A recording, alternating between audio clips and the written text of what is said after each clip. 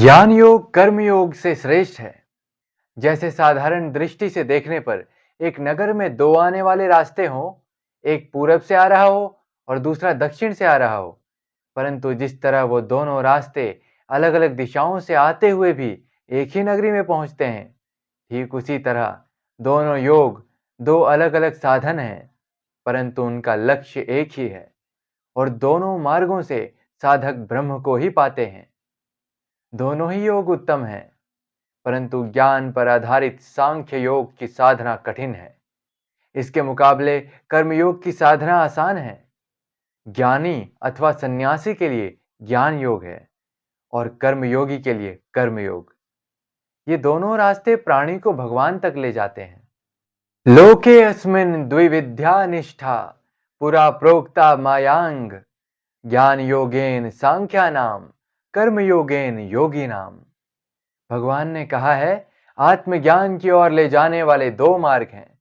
पहला ज्ञान का मार्ग जो चिंतन की ओर प्रवृत्त है, तथा दूसरा कर्म का मार्ग जो कर्म की ओर प्रवृत्त है। संन्यास योग हो या कर्म योग हो, दोनों ही परिस्थितियों में प्राणी कर्म से छूट नहीं सकता। जब प्राणी अपने समस्त कर्मों को निष्काम भाव के द्वारा ईश्वर को समर्पित कर देता है, तो ऐसे कर्मों से कोई भी फल उत्पन्न नहीं होता। इस प्रकार वह प्राणी अपने सारे कर्म ईश्वर को समर्पित करके ईश्वर में लीन होकर स्वयं निष्कर्म हो जाता है। इस ब्रह्मलीन अवस्था का नाम निष्कर्मता है। कर्मों के स्वरूप से त्याग हो ही नहीं सकता, क्योंकि कोई भी प्राणी क्षण मात्र के लिए भी कर्म किए बिना रह नहीं सकता। सभी प्रकृति से उत्पन्न हुए गुणों द्वारा प्रति क्षण कर्म करने पर मजबूर है। इसलिए जब प्राणी कर्म करने पर विवश है, तो उसे चाहिए कि कर्म इस प्रकार करे जैसे कोई यज्ञ किया जाता है। यज्ञ लोक कल्याण के लिए भी किया जाता है और भगवान की आराधना के लिए भी। इसलिए जब कर्म करना ही है, तो अपने सारे कर्म या तो लोक कल्याण के लिए करो या भगवान को समर्पित करो। इससे आपके कर्म एक यज्ञ के समान पवित्र, कल्याणजनक और दिव्य हो जाएंगे। इसलिए कर्म को यज्ञ समझकर करते जाओ। कर्म बंधन से मुक्त रहोगे। अज्ञात जो कर्म किया जाता है, उसको छोड़कर बाकी सब प्रकार के कर्मों का बंधन मनुष्य को बांध लेता है। यज्ञार्थात् कर्मो अन्यात्र लोको अयम कर्म बंधनः तदर्थम कर्म कौन्तेय मुक्त संगः समाचर। कर्म को भगवान के लिए यज्ञ मानकर करना चाहिए, अन्यथा कर्म इस भौतिक संसार में बंधन का कारण बनता है। इसलिए हे कुंती पुत्र, भगवान की संतुष्टि के लिए फल की आसक्ति किए बिना अपने निर्धारित कर्तव्यों का पालन करो। मनुष्य जब परमात्मा को अपना तन, मन, धन, जीवन, सर्वस्व समर्पित कर देता है और प्रत्येक प्राणी मात्र में वो परमात्मा के दर्शन करके लोक कल्याणकारी कर्म करता है, तब वो यज्ञ ही तो करता है। यज्ञ क्या है? अपनी किसी श्रेष्ठ वस्तु को, अपनी धन दौलत को, अपनी किसी विशिष्ट भावना को, बल्कि अपनी किसी तीव्र कामना को भी परमात्मा के चरणों में समर्पण कर देना, इसी को यज्ञ कहते हैं। अपनी प्रिय वस्तु का त्याग करना, इसी को यज्ञ कहते हैं। इसलिए शास्त्र कहते हैं कि यज्ञ में आहुतियां देने के पश्चात जो अन्न बच जाता है, उसे खाने वाला मनुष्य सब पापों से मुक्त हो जाता है। और जो लोग केवल अपना ही पेट भरने की ही भावना से अन्न पकाते हैं, वो तो पाप का ही भोजन करते हैं। प्राणी अपनी अपनी निष्ठा के द्वारा ही अलग अलग प्रकार से अलग अलग देवताओं की पूजा करने के लिए हवन करते हैं, उसे भी यज्ञ कहते हैं। और कुछ लोग परम दानी होते हैं, वो अपने धन का दान करते हैं, इसे द्रव्य यज्ञ कहते हैं। कई योगी निस्वार्थ भाव से विद्या दान करते हैं, इसे ज्ञान यज्ञ कहते हैं। इसके अतिरिक्त अष्टांग योग साधना की कुछ योगिक क्रियाएं भी ऐसी हैं जिनके द्वारा कई योगी पुरुष आध्यात्मिक सिद्धियों के लिए प्राणायाम की क्रियाओं पर आधारित प्राण यज्ञ करते हैं। अष्टांग योग एक प्रकार की दिव्य चिकित्सा है, जिससे मानव के समस्त रोगों का नाश हो जाता है। चाहे शरीर के रोग हों, चाहे मानसिक रोग हों, चाहे आध्यात्मिक ग्रंथियां हों, सबकी चिकित्सा के साधन योग शास्त्र में वर्णित हैं।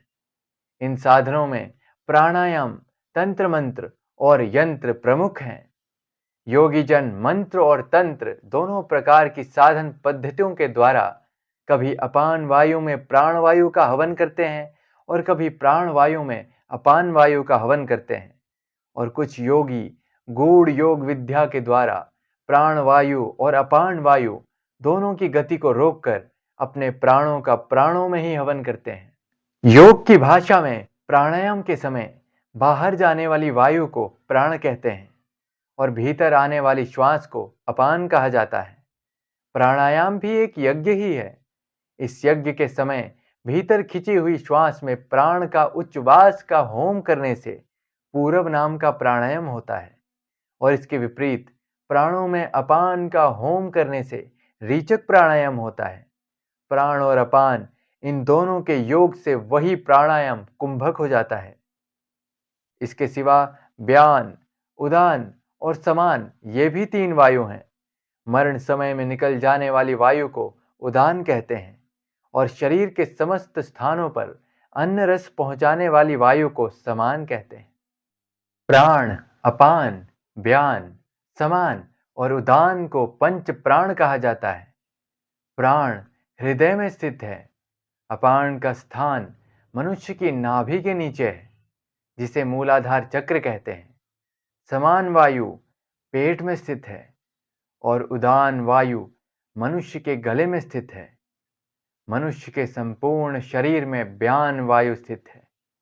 योग शास्त्र के अनुसार प्राणायाम रूपी यज्ञ करने से मनुष्य को लोक कल्याणकारी कर्म करने के लिए दीर्घायु प्राप्त होती है। इससे शारीरिक और मानसिक स्वास्थ्य भी मिलता है, जिससे प्राणी को आध्यात्मिक चेतना प्राप्त होती है। इस प्रकार की साधना का प्रयोग करने से पहले किसी गुरु से उसकी पूर्ण शिक्षा प्राप्त करना अति आवश्यक है। इसके लिए प्राणी को चाहिए कि बहुत विनम्र होकर शिक्षा प्राप्त करे और गुरु की आज्ञा का पालन करे। गुरु के मार्गदर्शन के बिना इस पथ पर चलने में बहुत खतरा हो सकता है। मानव का सर्वोच्च कल्याण केवल ज्ञान यज्ञ से ही हो सकता है। ज्ञान ही मानव को अच्छे बुरे, पाप पुण्य, धर्म अधर्म की पहचान कराता है।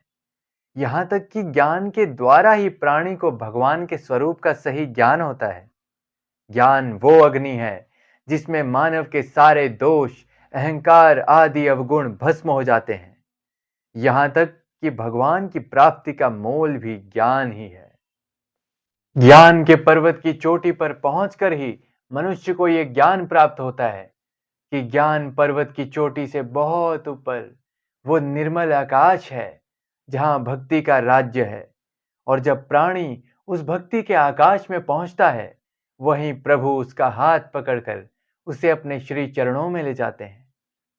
ये समझ लो कि ज्ञान की अंतिम सीढ़ी पर चढ़कर ही प्राणी को श्रद्धा के पंख प्राप्त होते हैं और उन श्रद्धा के पंखों की सहायता से ही प्राणी भक्ति के आकाश में उड़ने लगता है। इसलिए ज्ञान यज्ञ ही सर्वश्रेष्ठ है। ज्ञान के द्वारा ही आप इस सारी सृष्टि को पहले अपने ही अंदर देखोगे और फिर वो सब कुछ आपको परमात्मा के अंदर समाया हुआ दिखेगा। जब आप इस ज्ञान को प्राप्त कर लोगे, फिर चाहे आप इस संसार के सबसे बड़े दुराचारी भी हों, तो भी आप इस ज्ञान रूपी नैया में बैठकर संसार के पाप समुद्र को आसानी से पार करके परमात्मा की शरण में पहुंच जाओगे।